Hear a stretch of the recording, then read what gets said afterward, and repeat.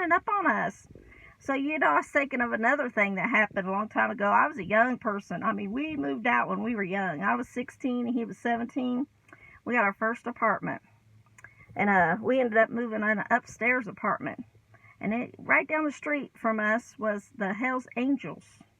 The Outlaws or some kind of, I think it was the Outlaws, there on Talbot Street. They had a biker place. And that over on Palmer and Talbot got to be rough. Well, we lived right over there on Palmer, an upstairs apartment. And so it wasn't nothing to hear shots, and wasn't nothing to somebody get stabbed or robbed, or it wasn't nothing. We just was like, well, hopefully it stays on them 2 blocks and doesn't come down to us.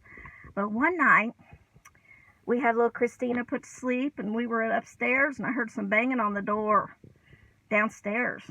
And I got scared, and I tried to wake him up. He didn't wake up because he was working those long hours.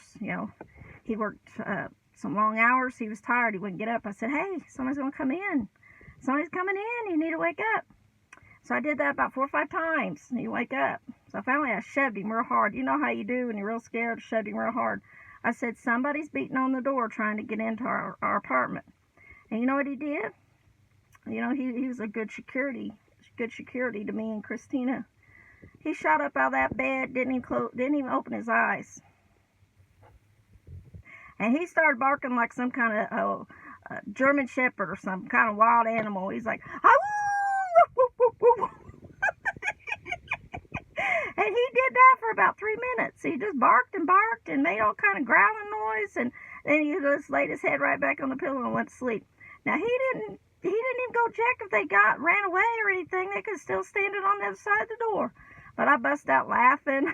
I got the baseball bat. Because, your girl right here, I take care of some stuff. So I got the baseball bat and headed down there. And everything was okay. The door was locked. And we lived it was a house that they renovated. So they had a door on the other side. And I had my door on this side. And they were trying to bang in the other side, trying to get in. So I didn't have a phone to call for help or anything. You just kind of stayed behind the doors and hoped for the best back then when...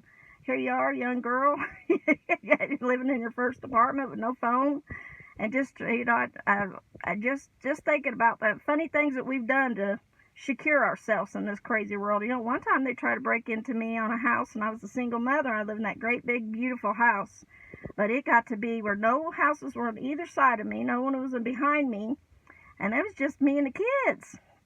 So I tried to break in my back porch, and I could hear them.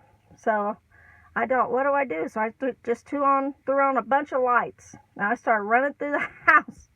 And I was yelling for somebody. I was like, Jim, get the guns. They're back out here. They're trying to get in. I said, I'll get the shotgun. You get the pistol. We'll take care of these varmints. And I heard a bunch of people running off that back porch. I think they thought they'd scare you to be target practice. And then somebody said to put some work boots outside, some dirty work boots outside. I think I did that. I put a beware dog sign outside. And one time they got beside my bedroom window. It was late at night. And I could hear them trying to get in. And I was like, oh my goodness, I didn't have a phone. I said, okay. So I know my son Robbie was a firework fanatic. And he still had leftover fireworks. So I went and got those, and I went and got my Dutch oven pot, and I lit them up, and I said, I'm going to set off some warning shots, and the next one's going to be right between your eyes if you don't get out of here. Well, I lit that, dropped 2 of them in that Dutch oven, and went pop, pop, real loud.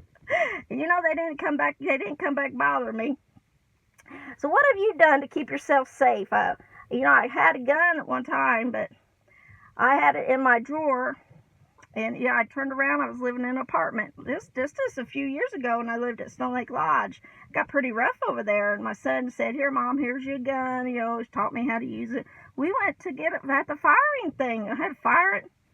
I could not pull back the hammer on those 38s. He had to give me a 22. I didn't have the strength in my hand.